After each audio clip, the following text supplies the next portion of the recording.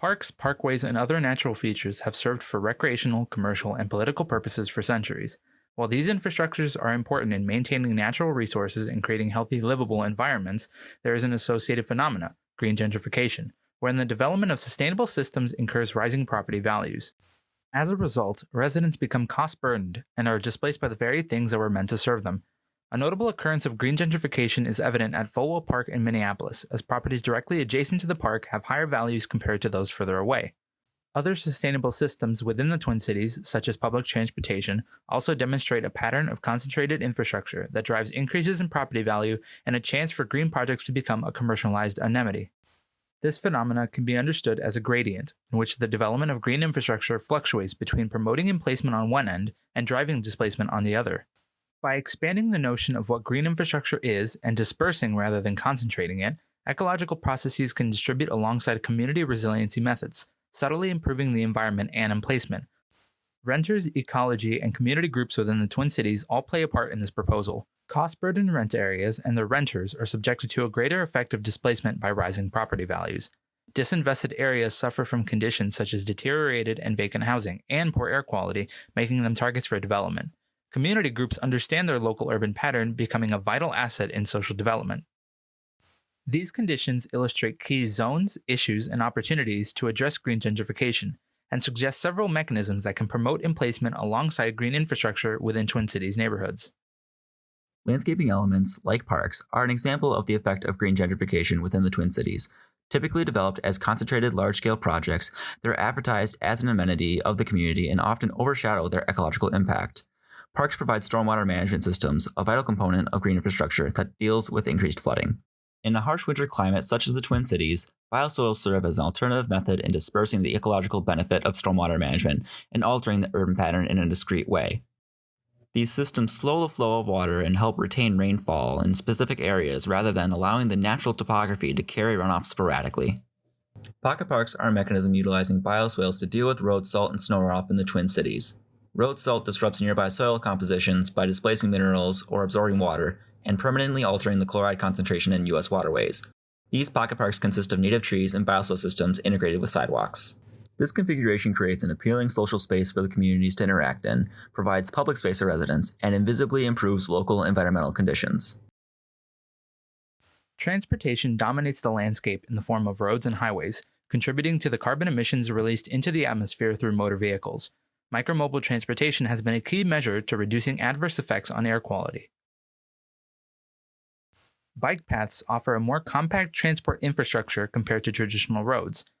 St. Paul contains a network of Nice Ride dockless bike stations, providing easy access to alternative transportation, but is limited within urban settings and its concentration of bike paths along main roads. Distributing bike paths more densely in St. Paul will provide micromobile transportation to substandard houses. Existing bike paths can expand into suburban neighborhoods. Small paths will cross behind alleyways, while dockless stations will be distributed evenly among retired land and vacant lots near them to reach everyone within a walking distance of their homes and reducing the congestion of motor vehicles. The underused space within an alley allows for minimal material change, modifying the social function of the space and subtly increasing use of alternative, ecologically friendly transportation. Social infrastructure is critical when considering what constitutes green infrastructure systems and building resiliency for climatic weather events. Community groups, local businesses, and neighborhood organizations offer essential services, goods, and programs that help the community productively grow and evolve. These groups originated from the community and benefit from understanding the urban patterns they work in.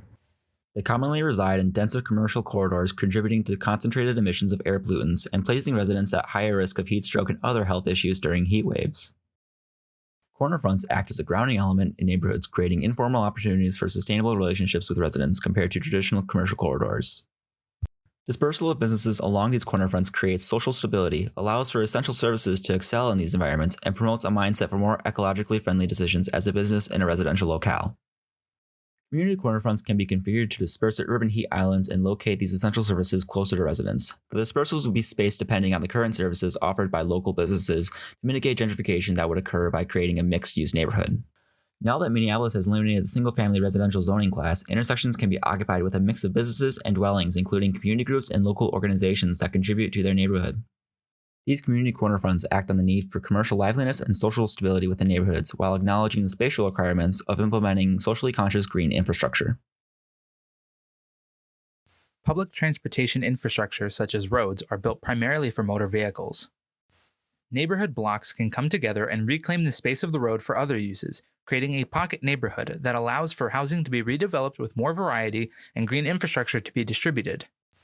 Pocket neighborhoods provide residents opportunities to use green spaces and connect with each other, addressing the need for the social dimension of green infrastructure by creating a public space for interaction.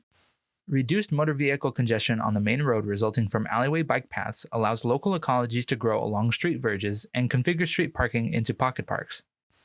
The inversion of the transportation methods in these areas creates a narrative more driven towards sustainability and reducing emissions. As air quality and pedestrian safety in streets improve, this process of road reclamation creates more vibrant neighborhoods, bringing more people outside and improving safety through mutual observation.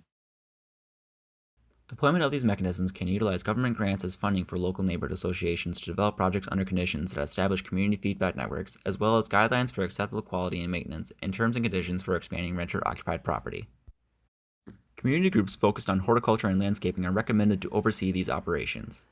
Agglomeration bonuses provide opportunities for expansion. By allowing property owners to retire land in exchange for tax credit, projects can vary in scale based on collective retirement and intended agricultural, residential, or commercial use of the land.